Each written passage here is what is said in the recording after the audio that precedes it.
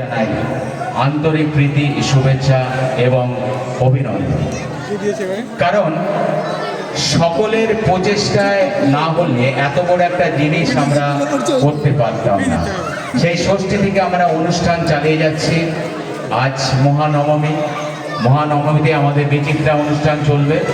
তো আপনাদের সহযোগিতা, আপনাদের ভালোবাসায় আমরা একটু একটু করে চলতে চলতে দীর্ঘ ৫৪তম বর্ষে আমরা পদার্পণ করেছি। এটা কিন্তু কম কথা নয়, কারণ ৫৪ বছর ধরে এই জগদ্ধাত্রী মায়ের পূজাকে চালিয়ে নিয়ে যাওয়া সবটাই কিন্তু আপনাদের সহযোগিতা, আপনাদের সহানুভূতি। আমরা জানি যে আপনাদের সহযোগিতা, সহানুভূতি না থাকলে এই এত বড় পূজা, প্রতিদিনই যে অনুষ্ঠান, সবটা কিন্তু সম্ভব হতো না আপনাদের ভালোবাসা এবং সহযোগিতা নেই। তাই আপনারা প্রতিটা বছর এমনিভাবে ভালোবাসা, সহযোগিতার সাহায্যের হাত বাড়িয়ে দেবেন। আমরা যুব সংঘ এর থেকে আরও যাতে সুন্দরভাবে অনুষ্ঠান করতে পারি, সেটা অবশ্যই আমরা দেখব। আপনারা আসুন, এবার আমরা ফিরে যাব সেই গানে গানে মনের ভুবন ভরিয়ে তুলব স্বরলিপির অর্কেস্ট্রার মাধ্যমে। ধন্যবাদ আমাদের অনাদাকে সুন্দরভাবে সঞ্চালনা ভূমিকা পালন করছে পূজা কমিটি। উনিও একজন, তবুও যুব সংঘের পক্ষ থেকে স্পেশাল থ্যাঙ্কস জানাই দাদাকে। আমরা কিন্তু সময় নষ্ট করব না।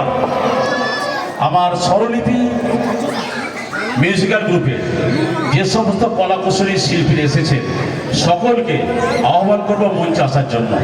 কারণ এই দেয়ানভেড়ির পুরোপাড়া যুব সংঘ মানে একদম ষষ্ঠী থেকে একাদশী পর্যন্ত অনুষ্ঠানে ভরা ভরা প্রোগ্রাম। আমাদের একটাই শুধু মনের উদ্দেশ্য, দেখুন সেদিন মহারাজ এসেছিলেন না, যে ভক্তের মনটাই হচ্ছে ভগবানের বৈঠকখানা। তা আজকে কিন্তু এই দেবীর সামনে আপনি এসছেন না, আপনারা কিন্তু সত্যি ভগবান আমাদের কাছে। দেখুন এত যে অনুষ্ঠান, এত যে আয়োজন, শুধুই কিন্তু আপনাদের জন্য। এই আপনারা আসছেন বলেই কিন্তু আজকের অনুষ্ঠান এত পূর্ণাঙ্গ মাত্রা পাচ্ছে।